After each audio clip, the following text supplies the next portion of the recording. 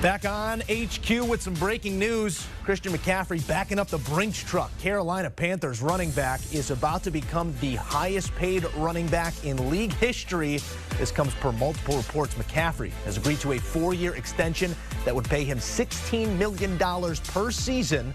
The 23-year-old All-Pro set career highs last year with 1,387 rushing yards, 116 catches for over 1,000 yards, and 15 touchdowns on the ground. We now welcome in CBS senior NFL writer and man who knows a thing or two about the Carolina beat, Jonathan Jones.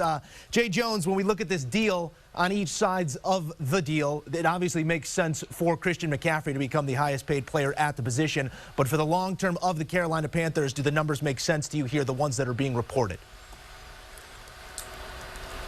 Yeah, so I'm trying to set aside my own personal opinions about, paying a running back in today's NFL, right? And every team that has paid a running back more or less is regretting it and, proof positive out in L.A. with Todd Gurley. And if that check has yet been deposited into his direct deposit. But, yeah, it makes sense, of course, for Christian McCaffrey breaking the bank here. And it's important to note, obviously, he is a running back, but he is also, honestly, their best receiving option out of the backfield. And so because of that, he is going to get paid as more than just one position. And so you're going to hear a lot about he reset the running back market. Well, no, he didn't, because Joe Mixon is not going to get paid like Christian McCaffrey. Dalvin Cook is not going to get paid like Christian McCaffrey. The only one who could get anywhere close is an Alvin Kamara, and he has not. His play obviously slipped this past season. When Christian McCaffrey was able to go for 1,000 and 1,000, and the first time in a couple decades in the NFL since that had happened, really since Marshall Faulk,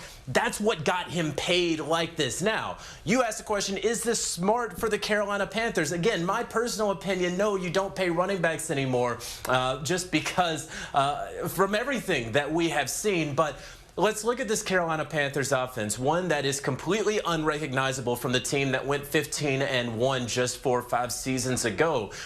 They have Teddy Bridgewater there at quarterback. Of course, it's not a surprise that they're paying Christian McCaffrey necessarily, because that is the easy thing to do. He is such an important part of this team and this culture for Matt Rule and his new staff going forward. But if it were me, I don't know if I'd be paying any running backs any sort of record-breaking money in 2020. Yeah, you allude to it, McCaffrey, that target out of the backfield, the only player ever with 2,500-plus rushing yards, 2,500-plus receiving yards in his first 3 seasons combined. So the weaponry that he does offer Matt Rule and that offense that is to be led by Teddy Bridgewater next season, more likely than not, it can't go without saying what he gives to that offense, but the rest of that team needs so much help. We've sat here and talked about the holes on the defensive side of the ball for Carolina. Does this in any way handcuff them in the long term when they're looking to fill those holes?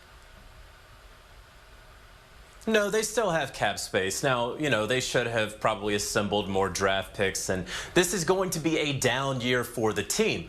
They're not going to tank. And again, my personal idea is that they should tank, especially with a coach who has 1 year of NFL experience coming in as a program builder from college, both at Temple and Baylor, with a 7-year contract. It would make a lot of sense for them to bottom out this year and to get all of the draft capital that they could and basically do the Miami Dolphins plan. They're not going to do that. They have too good of a quarterback in Teddy Bridgewater to go 4-12. They obviously are not trading away Christian McCaffrey for 2 first-round draft picks. So they believe that they have enough offensive firepower, and truth be told, they will score points in 2020 if and when we have a season. They're just not going to be able to stop anybody. There are holes throughout this defense. You look at the defensive side, they lost their best pass rusher, Mario Addison, to free agency. They lost their best linebacker, Luke Kuechly, to retirement. They lost their best corner, James Bradbury, to free agency, and they lost their best safety, Eric Reed, because they cut him.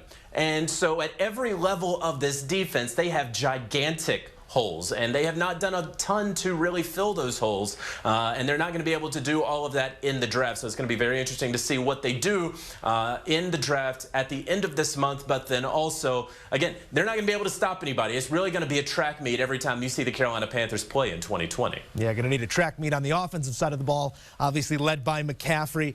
I find it interesting, the perceptions that we have of these players. McCaffrey, he's a little bit more soft-spoken, maybe not the rah-rah guy in the media all the time, but this is obviously $1 million more than Ezekiel Elliott, making him the highest paid player at the running back position on a per-year basis. How important do you think that was to Christian McCaffrey?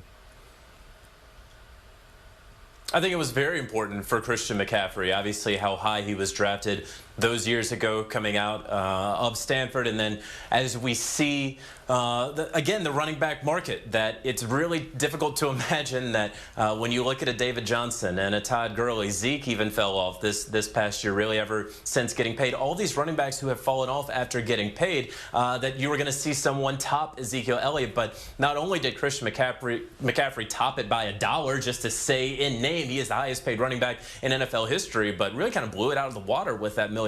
That's a big deal. And look, his usage through his first 3 seasons in the NFL was very similar to Ezekiel Elliott's usage and through his first 3 seasons. And we know that there was a holdout, a training camp holdout for Zeke, where he was enjoying paradise while the Cowboys were at training camp. This obviously staves that off. They don't have to worry about that. Christian McCaffrey never has to look like he is going to be the bad guy to any potential fan out there. He just got paid. And listen, he's deserving of the money, there is no doubt. And the Carolina Panthers, from a PR perspective, from a marketing perspective, absolutely need someone that they can kind of, you know, tie themselves to. There's no Cam, there's no Kuechly, there's no Olsen, there's no Thomas Davis, Mike Tolbert, Josh Norman, all of those guys who are very loved and beloved by fans, be it for a couple of years or for the better part of a decade, are now gone from the Carolina Panthers. And so, again, not at all a surprise that the Panthers are hitching their wagon to Christian McCaffrey, making him the highest paid running back in NFL history. Just, you know, all the talk of analytics and David Tepper, the owner of the Panthers, spending all this money on a new analytics department. Honestly, all the analytics would say you're not going to break the bank today for a running back. Want a sports network that delivers everything that matters about the game? The highlights, the picks, the instant analysis. No yelling, no fake debates, no politics. Hit the subscribe button and never miss a moment.